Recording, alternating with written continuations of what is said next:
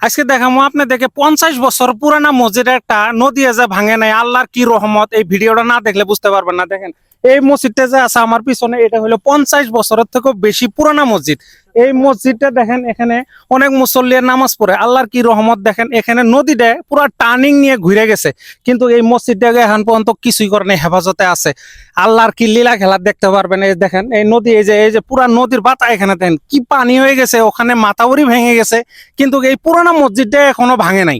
আজকের থেকে পরে 50 বছরের বেশি হবো মসজিদের বয়স, কিন্তু এখন পর্যন্ত দেখেন মসজিদটা আল্লাহর ঘর, আল্লাহ নিজেই হেফাজত করেছেন। দেখেন এই যে দেখেন নদী, এখানে এখানে নদী, এখানে পুরা নদী বয়ে গেছে, মেন নদী যেটা নাকি ব্রহ্মপুত্র, আমাদের আসামের নদী হওয়ার সত্ত্বেও দেখেন এই আল্লাহর ঘর মসজিদ আল্লাহ নিজেই হেফাজত করেছেন। দেখেন এই যে দেখেন এই নদীটা দেখেন সিধে আসা বাদ দেয় এরকম বেঁকা গেছে, সেই জন্য এই আল্লাহর ঘরটা হেফাজতে আছে। এখন পর্যন্ত কোনো নদী ভাঙে নাই।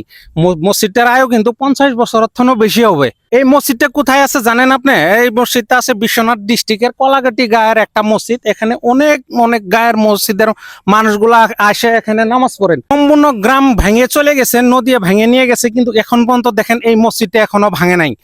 ভিডিওটা দেখার জন্য অনেক অনেক ধন্যবাদ।